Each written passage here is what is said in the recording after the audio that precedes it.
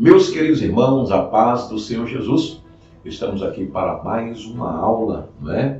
Aula esta, lição 12, e o título nos fala sobre a bondade de Deus em nos atender. Eu juntamente aqui com meu companheiro, o evangelista Fernando, mais uma vez. O texto áureo, queridos irmãos, nos diz assim: se vós, pois, sendo maus, sabeis dar boas coisas aos vossos filhos, quanto mais o vosso Pai, que está nos céus, dará bens ao que lhe pedir. Mateus capítulo 7, versículo de número 11. Verdade prática: Deus é um Pai amoroso que concede aos seus filhos aquilo que realmente é bom para eles. A leitura bíblica em classe, queridos irmãos, está registrado ali em Mateus capítulo 7, do versículo 7 ao versículo de número 20, tá certo? O objetivo desta lição, neste dia de hoje, é compreender o significado da bondade de Deus, né? Conscientizar de que só existem dois caminhos, tá bom? E advertir contra a mentira dos falsos profetas. Então, queridos irmãos, queridos amigos, né, que estão nos assistindo neste momento, vem conosco, tá certo? Em nome do Senhor nosso Deus. E neste momento, o nosso querido evangelista Fernando estará lendo aqui a introdução, né, explanando aquilo que Deus colocar no seu coração. Amém. Pai Senhor, meus irmãos, louvamos a Deus por mais essa oportunidade. Estamos felizes mais uma vez com o nosso pastor. Glórias a Deus aqui na cidade de Nossa Senhora da Glória. Os irmãos, sempre a gente faz esse pedido especial para os irmãos, aqueles que não são inscritos no canal, e a de glória, se inscreva, curta, comente, né? Faça a sua pergunta, estaremos prontos a atender, ler cada comentário e responder a dúvida dos irmãos. Nessa lição, então, estaremos estudando a respeito da bondade de Deus, né? Então, a lição passada foi mais para o nosso lado, né, pastor? Puxando a nossa orelha a respeito do nosso comportamento, do nosso julgamento. Ser cauteloso, né? Inclusive, nenhum dos versículos aqui da lição em classe diz assim: portanto, tudo que vós quereis que os homens vos façam, fazei-lo também, vós, porque esta é a lei e os profetas. Então, a gente vê que todo o assunto, todo o tema do Sermão do Monte está correlacionado, né? Estamos quase no final, na lição 12, pastor, já falta só a derradeira na lição 13, na próxima semana, e é interessante que os irmãos, né, voltem, né, assistam os vídeos que divulgamos aqui a respeito desse trimestre, e também leia Mateus 5, 6 e 7, que é onde está o texto que agora estamos estudando. Então, nessa lição, aprenderemos que Deus é bom e que Ele ouve as nossas petições, suprindo todas as nossas necessidades. Pedi e dá-se-vos-á, buscai e encontrareis. Batei e abri-se-vos-á. Mateus 7, 7. Veremos também que aqueles que entraram pela porta estreita conseguem viver segundo os preceitos de Deus propostos por Cristo no Sermão do Monte. O Senhor é bom e aqueles que têm uma vida de comunhão com Ele procuram viver cheio do Espírito Santo, examinando a palavra, esses não serão jamais enganados pelos falsos profetas. Então a gente percebe que nesse texto agora de Mateus 7, a gente vai falar a respeito disso, da vontade de Deus, a gente vai falar também, aleluia, sobre entrar pela porta estreita.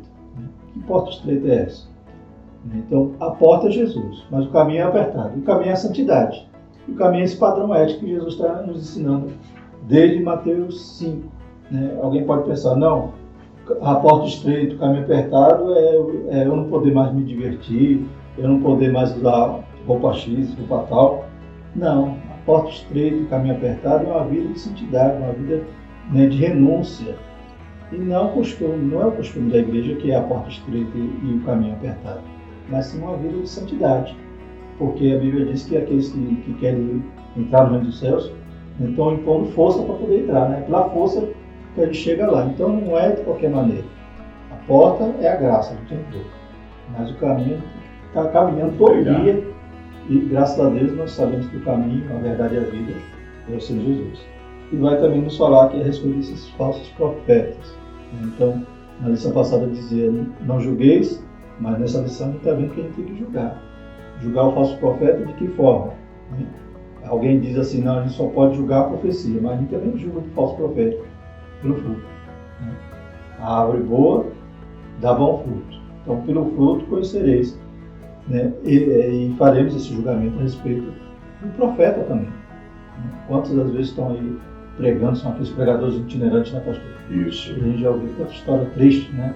De homens que no púlpito é uma maravilha, né? Mas depois, né, às vezes não tem testemunho nem da sua própria igreja, nem do seu próprio pastor, porque ele vive nessa itinerância toda e acaba, né, vivendo de qualquer jeito. E a gente tem que julgar esse profeta pelo fruto. Primeiro ponto, primeiro tópico da lição, a bondade de Deus. O pastor nos dê esse tema sobre essa bondade maravilhosa do nosso Senhor. Muito bem, queridos irmãos, né? A bondade de Deus, a palavra-chave, né, é bondade, né? E temos aqui a definição da bondade. O que é bondade? Segundo a lição, diz assim: a palavra bondade é definida como qualidade ou caráter de bom, boa índole, benevolência, brandura e boa ação. Falando em bondade, queridos, podemos olhar, não para mim, não para o evangelista Fernando, mas olhar para Jesus, né? Porque além de bondoso, ele também é misericordioso. E podemos dizer que o nosso mestre tem todas essas características aqui, tá certo? Ele tem um bom caráter, ele tem uma boa índole, né? E podemos dizer que o nosso mestre tem aquela benevolência, né? Brandura, boa ação, né? Filosoficamente, a bondade é descrita como sendo o princípio mais elevado da moral. Na visão grega, a benignidade era vista como a mais sublime atributo. Assim, a bondade no aspecto filosófico é vista como um valor que é atribuído à ação de uma pessoa. A bondade é um dos atributos de Deus, mas não do homem. O apóstolo Paulo declarou: porque eu sei que em mim, isto é, na minha carne, não habita bem algum. Aí também agora faz-me lembrar quando alguém chegou para Jesus e chamou ele de bom. E naquele momento ele disse: não, bom é Deus, né? Bom é Deus, que por misericórdia envia o seu único filho, né, para salvar a humanidade. Então, podemos dizer que o nosso Deus, ele tem uma boa índole, tá bom? Isso é a definição de bondade. Queridos irmãos, mais à frente aqui diz assim: ao pecar, o homem se tornou um ser que desprovido da justiça original e se estima para as coisas santas relacionadas a Deus, passando a ter a tendência para o mal e para as práticas imorais. Daí, a razão da ênfase de Jesus para o novo nascimento. Somente entrando pela porta estreita e pelo caminho apertado, Mateus 7,14, podemos desfrutar da graça divina e ter a nossa natureza transformada para de fato, fazermos o que é bom. Nascer de novo, né? Tem que nascer de novo, né? E me lembra de Nicodemos, né? Um grande sábio da época, podemos dizer assim. Ele interroga o mestre, né? É preciso tornar a entrar no ventre da sua mãe e nascer de novo? Não é isso, Nicodemos. Né? Nascer de onde? Do Espírito. Nascer do Espírito, né? Como o irmão evangelista Fernando falou há poucos instantes, né? Que a porta estreita é uma porta de santidade, um caminho, né? Que nós não devemos olhar nem para a esquerda nem para a direita, e olhar para onde? O autor e consumador, né? Para o autor e consumador da nossa fé, né? Que podemos dizer que sim, que o Senhor, ele tem bondade para dar e vender. A bondade de Deus no aspecto bíblico. Nas Escrituras Sagradas, a bondade é definida como a qualidade do que é bom. Êxodo 33:19, Deus é bom por natureza. Por isso, João disse que ele é amor. 1 João, capítulo 4, verso 8, é isso mesmo? Isso. Diz assim, pastor: Pois não. Aquele que não ama, não conhece a Deus, porque Deus é amor. Pronto. Então, queridos, podemos dizer que eis aí mais uma palavra-chave. Aquele que não ama, não conhece a Deus. né? Então, queridos, se verdadeiramente existe um amor na sua vida, é um sinal, tá certo? Que Deus está entronizado dentro do seu ser. A bondade de Deus nos aspectos bíblicos, voltando mais uma vez, né? O nosso Fernando, muito obrigado, ele falou do João capítulo 4, né? Isso. Verso 1. É a fonte de toda benignidade e que podemos expressar que o real e verdadeiro bem transcendente e está em Deus. Salmos 34, 8. O texto de Mateus 19, 16 ao 26 mostra a pergunta do jovem rico a respeito da vida eterna, que diz assim: Bom mestre, que bem farei para conseguir a vida eterna? Aí agora eu fico imaginando o nosso Jesus falando com aquela brandura, né? Com aquela voz meiga, dizendo assim. Então Jesus pergunta: por que me chamas de bom? Segundo a Bíblia, de aplicação pessoal, Jesus deixa claro ao jovem que a salvação não vem por meio de boas obras, se estas não forem acompanhadas pela fé. E a Bíblia diz que sem fé, né, é impossível agradar a Deus. E pelo amor de Deus, a fé e o amor são implantados em nossos corações mediante a ação de quem? Do Espírito Santo. É bem verdade, não é? Não adianta dizer que tem amor, não adianta dizer que tem fé, se o Espírito Santo não estiver entronizado na vida daqueles que o aceitam Jesus como seu único e suficiente Salvador. A bondade de Deus no aspecto teológico, por favor. Vimos aqui essa bondade que só pertence a Deus. Nós só podemos, né, viver ou experimentar essa bondade ou exercitar essa bondade quando estamos imitando a Deus, né? Isso. Como Paulo dizia, né? Sejam os meus imitadores como sou de Cristo. E temos essa condição porque nascemos de novo, né? Porque, né, a nossa natureza que estava em depravação total agora foi revivificada, né? Ou foi restaurada, né? O Senhor regenerou, né? Ele nos dá essa condição de ser novas criaturas. Tudo que era velho se passou e eis que tudo se fez novo. E no aspecto teológico, essa bondade não só está atrelada, né, àquela interpretação que a gente viu aqui em relação, né, à filosofia, não. A bondade de Deus ela vai abranger outras características, outras qualidades, como santidade, retidão, verdade, amor, benevolência, graça e misericórdia. Tudo isso são atributos divinos, né? Nós só podemos usufruir de tudo isso quando a gente, né, é luz, como também o Sermão do Monte vai nos exortar a ser luz e sal. Então a gente reflete não a luz própria, a gente reflete a luz que vem de Cristo, né? Então podemos exercitar neste amor.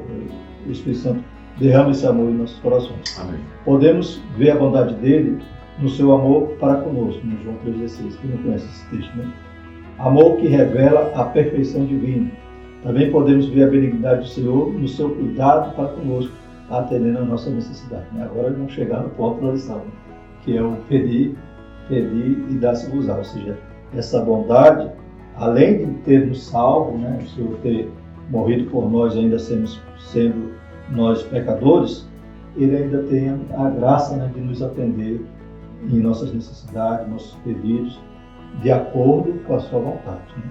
O Senhor, Ele não atende às nossas vontades, Ele atende às nossas necessidades. Né? Mesmo sendo perfeito, jamais daríamos aos nossos filhos uma pedra por pão ou uma serpente por peixe, né? Nós que somos maus, como Jesus disse, né? Jesus está dizendo que nós somos maus, né? Nós não fazemos isso com o nosso filho. Imagine o nosso Pai que está nos céus, louvado seja o nome do Senhor, Ele é bondoso, né? Então o que o Deus bondoso não fará em nosso favor se pedirmos tudo em oração segundo a perfeita vontade. Então nosso Deus, né, Ele que é, né, a essência desse amor. Então, a Bíblia diz lá em Jeremias 29 que Ele tem planos de bênção para nós. Ele nunca deseja o mal, né, para nós. Ele quer, tanto é que o plano dele, né, o desfecho na plenitude dos tempos é que um dia nós iremos morar com Ele, né? Jesus disse, né, não turbeis o vosso coração, crê em mim, crê também, né, que na casa do meu pai há muitas moradas, se não fosse assim não haveria dito, ele vai e volta para nos levar, para onde ele estiver, estejamos nós também. Então, essa plenitude que vai se cumprir, toda essa bondade de Deus de nos glorificar, nos levar até o céu, demonstra, né, que aqui na terra também nós contamos com o favor dele, né, pastor? Sim, com Ai de certeza. nós se nossas orações não fossem atendidas, né, pastor? O que me chama a atenção aqui, na sílabas, Deus é bom e atende os seus filhos que invocam em oração. Mas se eu não oro, Se eu não bato, né? se eu não bato, justamente, né, com certeza a porta não vai se abrir. É verdade. Né? Então, atente para isso. Né? A chave, o bater, está na oração. Glória a Deus. Há 2 caminhos para escolher. Então, a gente já citou aqui esse ponto, né, a respeito aqui de Mateus 7. Esse tema vai estar no versículo 7 até o versículo 12, né? Fala sobre a bondade de Deus. E a partir do versículo 13 ele vai falar então sobre os 2 caminhos para escolher. Né?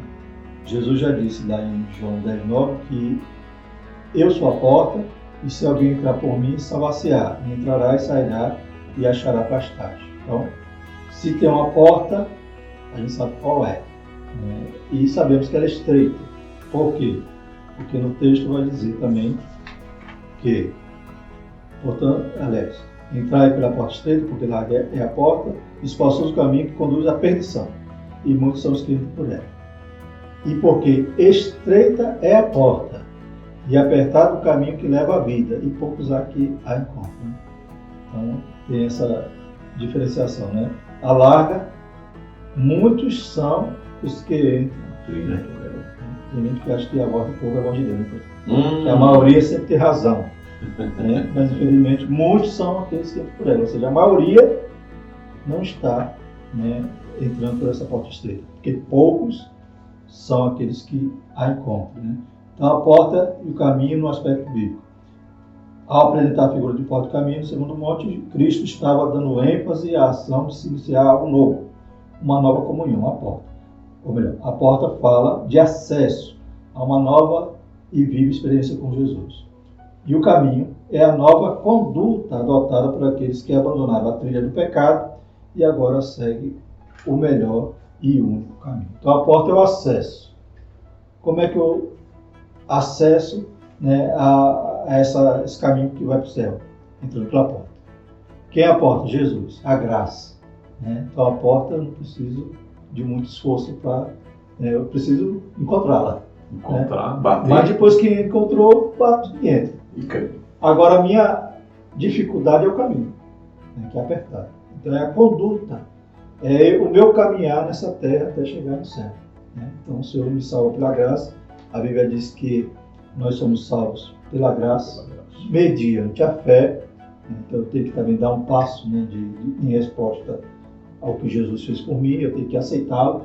Né? Aqui também, esses versículos que falam sobre o porta caminho, pastor, me lembra que aqui contradiz aquela teoria de que alguém acha que é salvo, mas salvo para sempre. Por quê? Porque aqui está mostrando que a gente tem que ter o livre-arbítrio para entrar Isso. e para caminhar. Justo. Né? Então, existe uma vontade, existe algo que depende de mim. Porque uma vez eu estava no caminho do pecado, me desviei, me converti, dei a volta e agora estou no caminho para o céu. E cabe a mim permanecer, perseverar até o fim para ser salvo. Então, aqui demonstra que existe um esforço nosso. Né? Claro que tudo pela graça do Espírito Santo, porque sem o Espírito Santo ele não dá um passo. Mas existe uma condição que eu tenho que trilhar para chegar no céu. Ou seja, e qual é essa condição? Qual é esse caminho apertado? Esse padrão que Jesus ensina, a santidade. Então, eu posso falar, não, eu sou salvo pela graça, viver de qualquer jeito, continuar no pecado, né? Venha como está e permaneça. Né? Eu tenho que ter uma transformação, eu tenho que estar me demonstrando isso, né, a partir do momento que eu estou andando no caminho. Então, o autor daqui da lição vai falar a respeito de como Jesus pode ter usado essa metáfora, no sentido que as cidades eram muradas, havia as portas largas, né? E à noite, né, se fechavam os portões e havia só as portinhas, né? Portinhas estreitas. Essas portinhas estreitas não era para entrar animal, né? Então era estreita mesmo, né? É igual hoje nas fazendas, não tem lá aquelas portas que o animal não entra, né? Passadiço, não sei, É. o nomezinho que se dá. Esqueci também o nome, mas ali você tem que entrar e Isso. fazer a volta e só uma pessoa mesmo consegue passar por ali, para aquele caminho. Deixar bagagem, né? Então, animais não entravam, por isso que também essas portinholas eram chamadas de fundo da agulha. Isso. Talvez se refere àquele versículo, né? Que é mais fácil um camelo Entrar pelo fundo da agulha do que o rico entrar no no reino reino dos dos céus. céus. Então, até o camelo podia entrar, mas tinha que deixar a bagagem, tinha que entrar ajoelhado e era dificultoso. Então, essa porta estreita que Jesus vai usar a metáfora, vai usar essa simbologia, demonstrando que para entrar no céu não é a porta lá. Né? Ele pode fazer X eventos na igreja para atrair a mocidade, atrair todo o povo, fazer um São João Gospel, né, pastor? Misericórdia. Vamos encher a igreja de pamonha, com as coisas. Cuidado que tem cantor aqui ouvindo. E o que ocorre, né, pastor? Será se essa largura toda dessa porta é o que vai conduzir ao céu? Ou é melhor a palavra de Deus? Né? Melhor é a palavra de Deus. Me chama a atenção, pastor, algo que eu ouvi uma vez, dizendo o seguinte: o que você alimenta a igreja é disso que ela vai ter fome. Né? Então, se você alimenta a igreja com palavra, ela vai querer sempre ser alimentada por palavra. Se você alimenta a igreja com eventos, qual vai ser a fome da igreja? Festa, evento, cantor, caro, né? E na hora do vendaval, Aí a raiz, cadê? cadê a raiz? Cadê o alicerce? É verdade, cadê a raiz? Então, o segundo subtópico, pastor, fala o que as duas portas dos caminhos ilustram para nós. No momento que o querido estava falando aqui, faz-me lembrar lá de João capítulo 14, né, quando ele fala que vai aos céus, preparar lugar, etc. E os seus discípulos indagam a Jesus, né? Mestre, caminho. Isso. Né? Aí o mestre olha, se não me foge a memória, foi Felipe, se não me foge a memória, ele disse: há tempo estou convosco, mostra-nos o caminho. Eu sou, disse Jesus, o caminho, a verdade e a vida. E ninguém, absolutamente ninguém, vai aos céus a não ser por ele, ou seja, por este caminho. Né? Muito bem. O que as duas portas e os dois caminhos ilustram para nós? A porta estreita é que conduz à vida eterna. João capítulo 10, versos 7 ao 9, não é isso? Isso. Jesus estava mostrando que há um único caminho que pode conduzir o pecador à vida eterna com Deus. Os atos religiosos e as boas obras não podem levar o homem ao céu. Somente a fé em Jesus Cristo pode conduzi-lo à vida eterna com Deus. Então, meu amigo, minha amiga, é bom refletirmos nesta palavra. Muitas das vezes, o evangelista Fernando, alguém diz: mas eu sou bonzinho, eu dou esmolas, né, eu pratico bem e etc. Né, mas muitas das vezes pratica o bem somente para mostrar as mídias, né, que deu X cestas básicas, né, ou seja, trombeta, né? Para tocar trombeta, ou seja, auto se beneficiar. E isto não é caminho estreito, não é isso que a Bíblia ou a lição está nos trazendo neste dia de hoje, tá certo? A porta estreita é a que conduz à vida eterna. Jesus estava mostrando que é o único caminho que pode conduzir o pecador à vida eterna com Deus.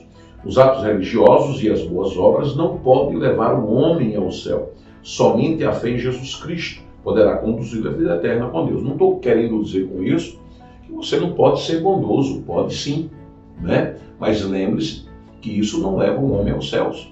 O único caminho é Jesus e ponto final.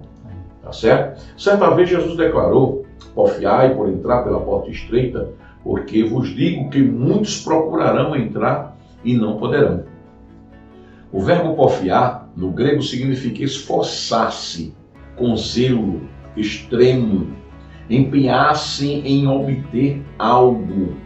Isso fala do desejo daqueles que querem andar no caminho estreito, que anselam ter um novo caráter e a vida eterna com Deus. Então, queridos, está aí mais um aprendizado para você. O verbo porfiar quer dizer o quê? Se esforçar, né? Com zelo.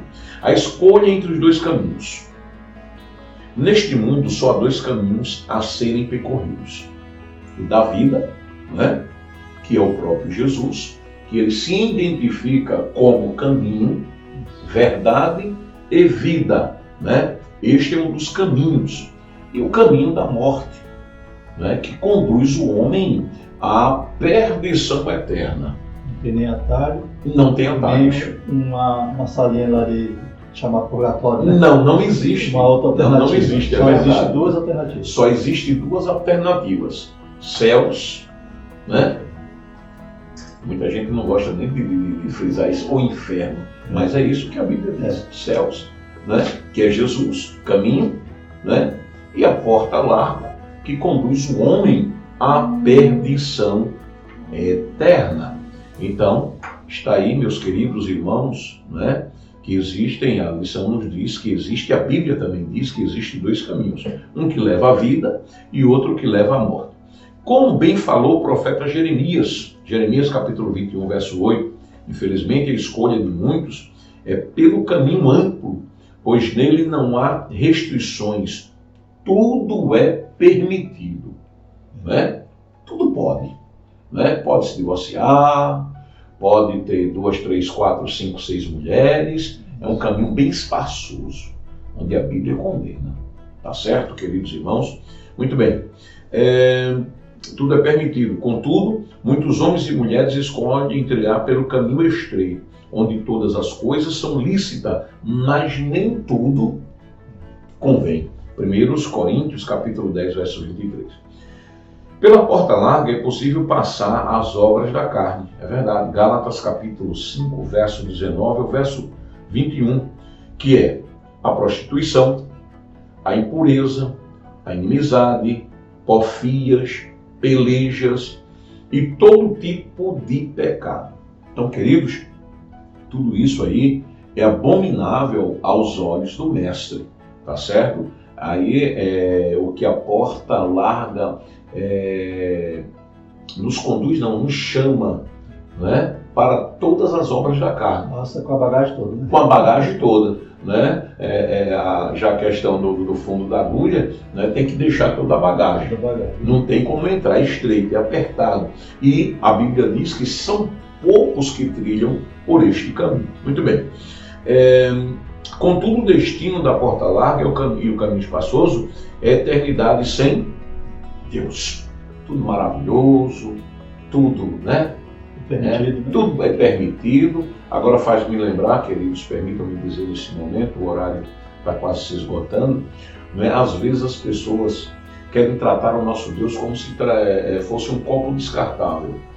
Né? Copo descartável se serve naquele momento e depois o que é que acontece? Na precisão, né? Na precisão, joga-se fora. Tivemos aí uma pandemia que só a misericórdia de Deus, que ainda não acabou, mas esperamos em Deus em acabar, em nome de Jesus Cristo. Mas o que é que o povo quer? Porta larga, quer festejar, é São João, né? Querem, sabe, forró a noite toda. Isso aí, meu amigo, minha amiga, você, meu irmão, que está pensando aí, cuidado, né? Porque tem agora, como é o forró gospel? Forró gospel, quadrilha gospel, né? Quadrilha gospel, forró gospel. Só falta o inferno gospel. Só falta o inferno gospel, porque lá no céu não existe, não, céus gospel não, né? Temos que ter muito cuidado, querido, e todo cuidado é pouco, pense nisso. Código de caminho apertado, um dia vão morar no céu e serão como luz da aurora e como luzeiros no firmamento. Provérbios 4, verso 18. Deixa eu retornar aqui rapidinho, porque ficou algo aqui sem nexo, né?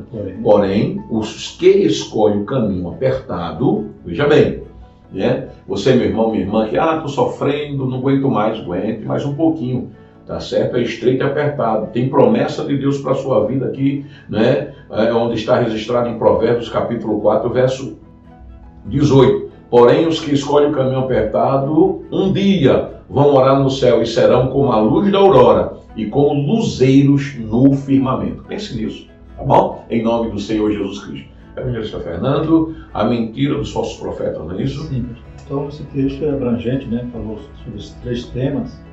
E concluindo aqui também alguns fazer aqui rápido, apanhar aqui desse terceiro tópico, e tem esses 3 subtópicos, né? Cuidado com as falsas aparências, vai falar também como detectar os falsos profetas e uma análise criteriosa. Então a gente vai ver aqui que cuidado com as falsas aparências, ou seja, parece, mas não é, né, pastor? Como antigamente tinha a propaganda do Denorex, né? Isso. Parece, mas não é. E o que acontece então? Esses falsos profetas, eles estão, né, vestidos como ovelhas, mas são lobos, né? Então a gente vê qual é a gravidade, né? Porque se fosse um outro animal vestido de ovelha, ainda passava, né? Talvez não ia causar tanto dano. Mas o lobo é o predador da ovelha. Isso. Então você, né, não ter discernimento, você não julgar, né? Nesse caso você tem que julgar, como Jesus vai ensinar aqui, julgar pelo fruto, né? E você aceitar o falso profeta, ele vestido de ovelha, parecendo que vai tudo bem, ele vai destruir o rebanho, né? Ele é o predador, ele é o que vai destruir, como diz aqui, estamos sempre vigilantes, né? É importante estarmos sempre vigilantes, pois além de perigosos, de seduzir os outros aos erros, os falsos profetas são lobos disfarçados de ovelhas. E qual o maior perigo desse predador no meio do rebanho? É que ele vai fazer com que as ovelhas optem pela porta larga, porque vão ensinar coisas que estão, né, em discordância com a santa palavra de Deus, né? Então aí vai dizer, não, isso aí não faz mal, isso aí já é coisa dos antigos, isso aí é coisa de crente quadrado, agora é a modernidade, né? E acaba levando, né, o rebanho a perder, né? E tá, esse como detectar, né? Aí o Senhor Jesus vai dizer aqui que a gente tem que fazer esse julgamento no sentido de que como podemos identificá-los, né? Porque em seus ensinamentos, né, eles minimizam a Cristo, glorificam a si mesmo, e também podemos identificar por seus frutos. A árvore pode estar frondosa, com folhas, muitas folhas, oferecendo uma sombra, mas se ela não der bom fruto, será cortada, né? Deus, né, não se deixa escarnecer. Um dia as pessoas brincam, né, com Deus, zombam, falam que Deus não mandou, né? Que perigo, né, pastor? É um perigo. Dizer, não, ó, receba aí que Deus está me dizendo isso, tá? Vem quentinho no céu agora. Meu Deus. Né? E um dia a Bíblia diz que toda palavra que a gente falar, um dia haveremos de prestar contas, né? Às vezes o evangelista Fernando, eu fico me perguntando, meu Deus, o Senhor tem tanta facilidade de falar assim com as pessoas, né? Deus fala, mandou isso, mandou aquilo. Meu Deus, e eu tenho uma dificuldade. Quando o Senhor fala comigo, é de ver. Tem que chorar tanto. Tenho que chorar, tenho que gritar, tenho que colocar a cara no pó. Mas tudo bem, não estou achando para julgar. É só um adendozinho. Mas pois não, querido. Então, se ele ensinar alguma outra doutrina que não se conforme com as santas palavras do Senhor Jesus Cristo, é uma outra maneira de você detectar, né? Não detecta, né, a respeito de que eles sempre vão querer a glória, né? Ao invés de Cristo crescer e ele diminuir, ao contrário, né? Ele cresça e Cristo diminua, né? Se pode detectar pelo fruto, né? Pelo testemunho, por isso que é bom, esses conferencistas ambulantes aí, né, itinerantes, tem que saber quem é o pastor dele, né? Justo. A gente vê o cuidado que nós temos na nossa Uma igreja. cartinha na mão. O cuidado que a gente tem na nossa igreja de não ceder o culto a Para qualquer um, justamente. aventureiro, né? Mas tem que ter uma referência. Uma A gente referência. tem que ter um pastor, né? Muita itinerância, sem ter uma igreja, sem ter um lugar para pousar, é complicado, né, pastor? É complicado. Né? Então, e outra forma é exatamente em relação à palavra, né? Se pregar alguma coisa, um outro evangelho, a Bíblia diz que é amar. Então tem que ser uma análise criteriosa, né? Tanto no Antigo como no Novo a gente vai encontrar falso profeta. Jesus também anunciou que nos últimos dias, né, é algo que vai se multiplicar, né, o falso mestre, o falso profeta. Então, mais uma vez, temos que estar agora, voltando à lição passada, cautelosos, né, pastor? Cautelosos. Glórias a Deus. Então, 3 temas importantes, como o pastor disse, né, o tempo é pequeno. Se a gente fosse falar, realmente aprofundar em cada tema desse, a gente ia passar, né, umas 12 horas aqui e não ia esgotar, né? Mas graças a Deus podemos fazer esse apanhado, esse subsídio, e os irmãos domingo na escola dominical para aprender mais, para né, o Senhor te iluminar e você também contribuir com o aprendizado ali, né, aplicando ali, né, falando ali a respeito que o Senhor também, as suas experiências, o Senhor tem, né, feito que você experimentasse durante a sua vida cristã, que realmente vai contribuir para a alma. Né? Só nós falando aqui, né, pastor, a gente sente um pouquinho sem o feedback. Pois é. Né? Só na escola mesmo que a gente vai poder ter esse feedback com os irmãos. Concluindo, pastor. Bom, a conclusão de nossa lição diz assim: a Bíblia revela que Deus é bom e que Ele partilha da sua benignidade com as suas criaturas, cuidando delas, quer sejam boas, quer sejam más. Mateus capítulo 5, verso 45. Ele não somente providencia as coisas materiais para nós, mas também em especial a nossa salvação. Eu costumo dizer, queridos irmãos e amigos, que o Senhor já nos deu algo de super importância para nossas vidas. O que é, pastor? A salvação. Né? E eu costumo dizer que o que passa disso aí é extra. É excesso de bondade. É excesso de bondade. Né? É excesso de bondade, é do nosso mestre, que na realidade é a palavra-chave de nossa lição. Né? Agora diz assim: estejamos sempre alerta, pois existe aqueles que querem macular, adulterar os ensinos de nosso Salvador, Jesus Cristo. Então, queridos, todo cuidado é pouco. E muitas das vezes nós erramos, e erramos feio, mas erramos por falta de conhecimento.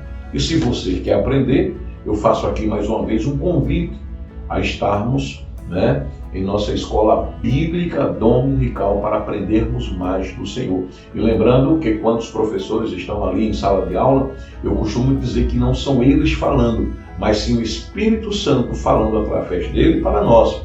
Então, é bom, meus amados, aprender mais um pouquinho da palavra para não nos confundirmos com os falsos profetas.